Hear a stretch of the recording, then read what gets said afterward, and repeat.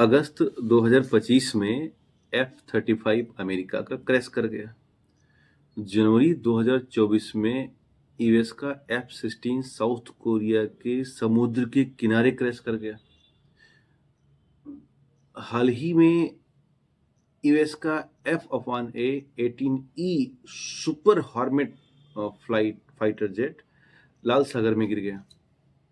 यानी कि अगर हम 2024 और 25 के फिगर आउट को देखें तो करीब करीब 15 ऐसे फाइटर जेट की दुर्घटनाएं हुई हैं जो अलग अलग देशों की हुई हैं, यानी कि अमेरिका, रूस जैसे देशों की। अब हमने ये कहानी आपको क्यों सुनाई? इसलिए सुनाई कि कल यानी कि 21 तारीख को दुबई के अंतर्राष्ट्रीय एयर शो में हमारा तेजस फाइटर जेट दुर्भाग्यवश क्रैश हुआ। वो लो एल्टीट्यूड पर आया, नेगेटिव जी टर्न ले रहा था, नहीं ले पाया और दुर्भाग्यवश हमारे विंग कमांडर की मौत हुई।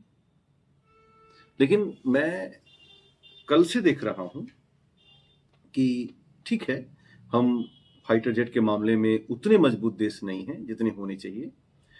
फिर भी राष्ट्र की जो डीआरडीओ है या हिंदुस्तान एरोनॉटिकल लिमिटेड है, बीईएल है, बीएचएल है, ये सब मिल करके और हमारी जो राजनीतिक महत्वाकांक्षा है उन आधार पर देश काम कर रहा है। और जब बात आती है हमें अपने देश के बारे में बोलने की, तो हमें उस मुद्दे को दोनों पक्ष के साथ देखना चाहिए। ठीक है, ये बहुत दुखद कहानी है। इससे हमारी अंतर्राष्ट्रीय छवि पर धब्बा लगा, नुकसान हुआ, जो हमारा एक तरीके से अंतर्राष्ट्रीय रक्षा व्यापार का एक जो सौदा रहा होगा उसमें सेटबैक आया होगा। सीधी सी बात है, ऐसे बहुत सारे पॉइंट्स हैं। यानी कि अगर हम कॉन्स की बात करें तो सबसे बड़ा नुकसान पायलट की मौत है। वो एक प्रशिक्षु होते हैं और किसी व्यक्ति की मौत या किसी व्यक्ति की मृत्यु होना एक आम बात तो है नहीं। लेकिन ऐसी बहुत सारी समस्याएं हैं जिससे कि हमारी व्यक्तिगत छवि पर, हमारी जो रक्षा कार्यक्रमों की तैयारियां हैं उस पर डेंट लगा है। लेकिन अब क्या करें, हम पूरी तरह से दोषारोपण करें? ऐसा नहीं हो सकता ना। इसे हम ए पार्ट ऑफ बैगेज मानते हैं, इस तरह की दुर्घटनाएं होना। अब सोचो कि अगर F-16 गिर सकता है, F-35 गिर सकता है, और उसमें ऐसा नहीं है कि उन्होंने कोई कमी रखी, गलती रखी।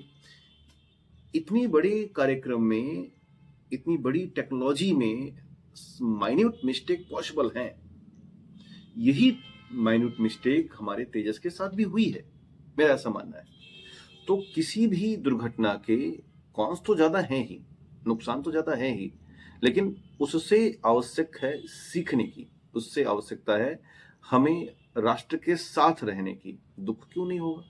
दुख तो सबको हुआ ना कि इस स्तर की दुर्घटनाएं हुई। लेकिन अब जरा सोचो, आपको बताऊं कि 2024 में तेजस के साथ ऐसी दुर्घटना हो चुकी है।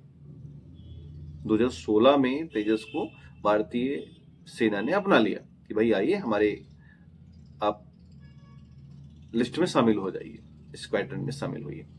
लेकिन ठीक है, उसमें हम रिसर्च कर रहे हैं, अनुसंधान के तौर पर आगे बढ़ रहे हैं।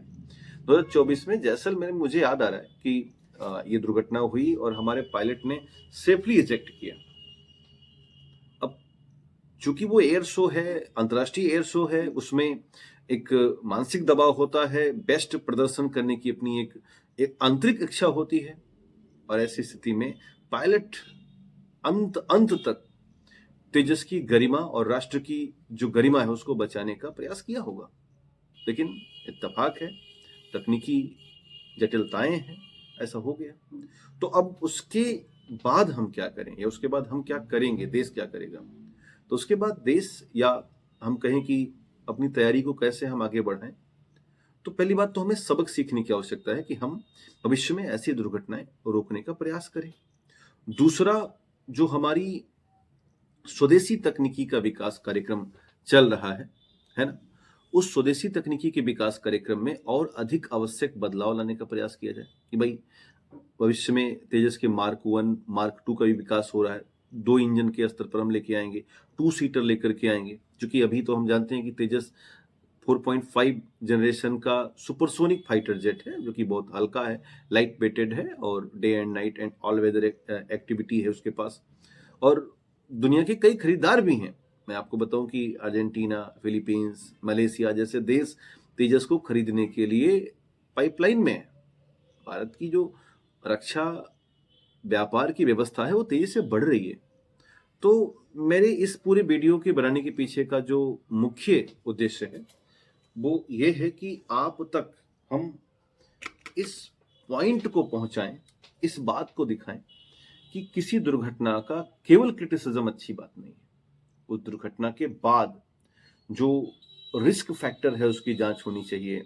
उस दुर्घटना के बाद राष्ट्र को या राष्ट्र के लोगों को एक ट्रांसपेरेंसी के साथ दुनिया के सामने अपना पीआर मेंटेन करना होगा और हमें बताना होगा कि ठीक है, इन दुर्घटनाओं के साथ भी हम एक बेहतर प्रयास करेंगे। अब मैंने देखा कल का ही कोई वीडियो है, कोई पाकिस्तानी कह रहा है वो तेजा गिर गया, तेजा गिर, मारेंगे खींच के, तुम्हारा लेके उड़ा नहीं पा रहे हो, उसको अपना देखो।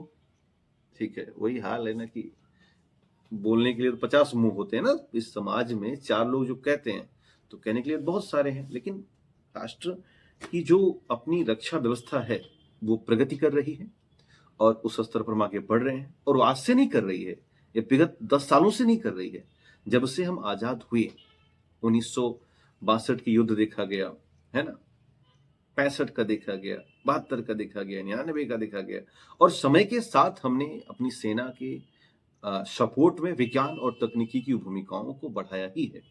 और जिस तरह से आधुनिक युद्धक प्रणालियां आगे बढ़ रही हैं, ऑपरेशन सिंदूर में आखिर देखिए, भारतीय सेना की शक्तियों का लोहा पूरे विश्व ने माना कि जो हमारी स्वदेशी रक्षा तकनीकियां हैं या स्वदेशी तैयारियां हैं, वाकई में उसने पाकिस्तान और चीन दोनों को समझा दिया कि हम बहुत आगे जा चुके हैं।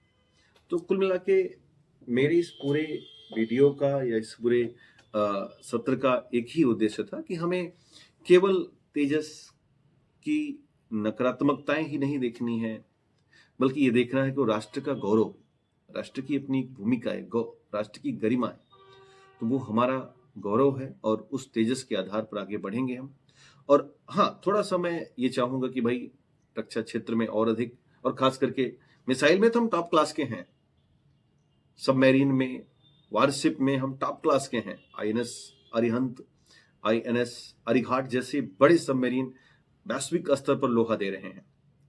वारशिप में विक्रमादित्य जैसे कार्यक्रम, आईएनएस विक्रमादित्य जैसा हमारा वारशिप, विक्रांत विशाल जैसा वारशिप अंतर्राष्ट्रीय स्तर पर हमें मजबूती प्रदान कर रहा है। लेकिन फाइटर जेट के लेवल पर हम थोड़े डाउन जाते हैं।